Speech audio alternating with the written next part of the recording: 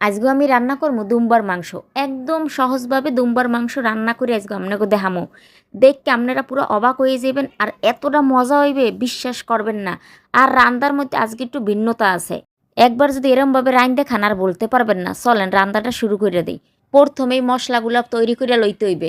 দিয়ে দিলাম কয়েক টুকরা আদা, আর দিয়ে দিলাম 10-12 কোয়ার মতো রসুন, আর 1 চামচ জিরা। এই দিয়ে ব্লেন্ডার করে লইলাম। চাইলে আপনারা পাটায়ও বাড্ডে লইতারেন। এরপর আবার ধুইয়া এইটা লইয়া লইলাম। এর মধ্যে দিয়ে দিলাম প্রায় 20টার মতো কিশমিশ আর 10টার মতো কাজু বাদাম। এইও পেস্ট করে লইলাম এরপর এখন 2 চামচ টক দই দিয়ে দেবো, আর দিয়ে দেবো 5টা কাঁচামরিচ। এই এখন ব্লেন্ডার করে লমো। ব্লেন্ডার হইলে একটু পানি পানি হইবে। এই যে আমার 3 ধরনের মশলা রেডি হয়ে গেছে।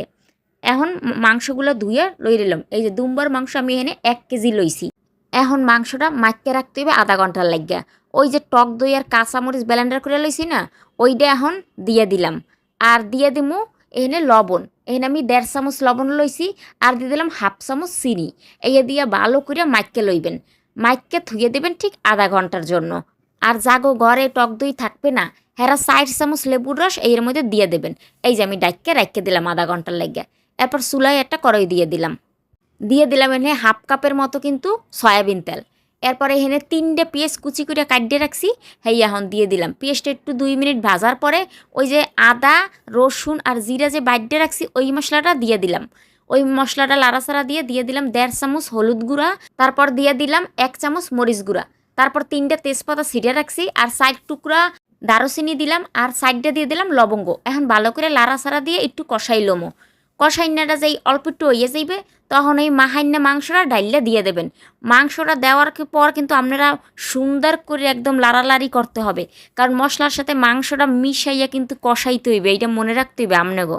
দুম্বার মাংস যারা রাঁধতে জানেন না বা যারা প্রথম রাঁধবেন, হ্যাঁ আজগো আমার এই সহজভাবে রেসিপিটা দেখে রাইন দেন।